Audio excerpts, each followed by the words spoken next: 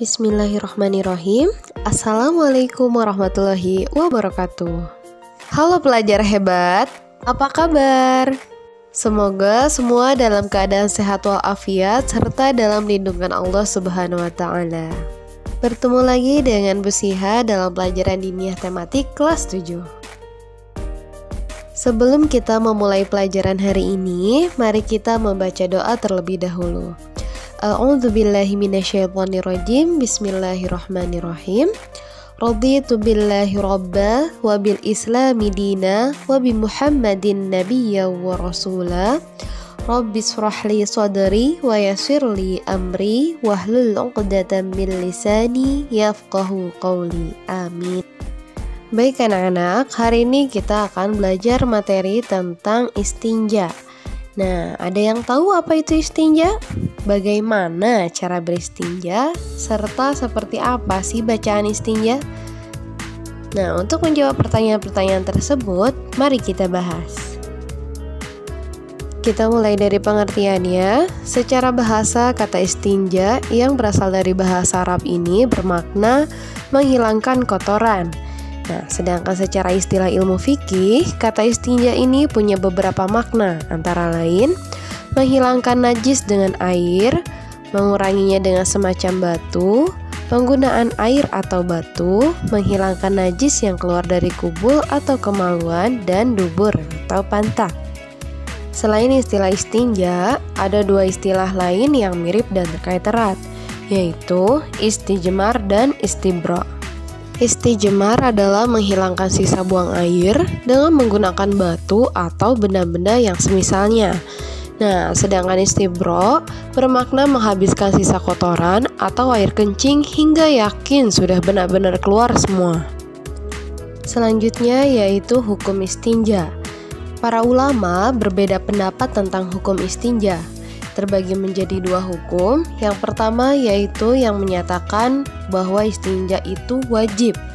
Nah, mereka berpendapat bahwa istinja itu hukumnya wajib ketika ada sebabnya. Dan sebabnya adalah adanya sesuatu yang keluar dari tubuh lewat dua lubang. Seperti yang dinyatakan dalam hadis dari Aisyah radhiyallahu an berkata bahwa Rasulullah shallallahu alaihi wasallam bersabda, "Bila kamu pergi ke tempat buang air, maka bawalah 3 batu untuk membersihkan, dan cukuplah batu itu untuk membersihkan." Hadis riwayat Ahmad, Nasai, Abu Daud, dan Ad-Darqutni. Pendapat yang kedua yaitu sunnah. Pendapat ini didukung oleh Al-Hanafiyah dan sebagian riwayat dari Al-Malikiyah. Maksudnya adalah beristinja dengan menggunakan air itu hukumnya bukan wajib tetapi sunnah. Yang penting najis bekas buang air itu sudah bisa dihilangkan meskipun dengan batu atau dengan beristijmar. Nah, dasar yang digunakan Al-Imam Abu Hanifah dalam masalah kesunahan ini adalah hadis berikut.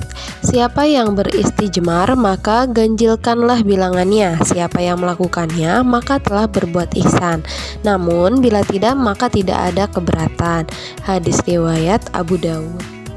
Selain itu, beliau berpendapat bahwa najis yang ada karena sisa buang air itu termasuk najis yang sedikit. Dan menurut mazhab beliau, najis yang sedikit itu dimaafkan. Selanjutnya yaitu tata cara istinja. Berikut ini adalah adab, pelarangan atau syarat dan tata cara istinja yang sebaiknya kamu pahami agar lancar saat beristinja. Yang pertama yaitu saat masuk kamar mandi, bacalah doa yang biasa kita baca dengan Allahumma inni a'udzubika minal khubuthi wal khaba'ith. Yang kedua yaitu gunakan kaki kiri saat masuk kamar mandi. Yang ketiga, jangan menghadap kiblat atau barat dan timur. Nah, yang keempat ini, saat buang air kecil maupun besar, lakukan dengan berjongkok. Jangan sambil berdiri, apalagi berlari. Nah, yang selanjutnya yaitu tidak berlama-lama di toilet, cukup saat hajat sudah tuntas. Jadi, kalau kalian udah selesai, jangan sampai kalian nongkrong nih betah di toilet karena ada sesuatu di toilet. Nah, itu hati-hati, nggak boleh ya, karena di toilet itu banyak setan. Selanjutnya yaitu tidak bernyanyi, membawa ayat suci dan atau sejenisnya.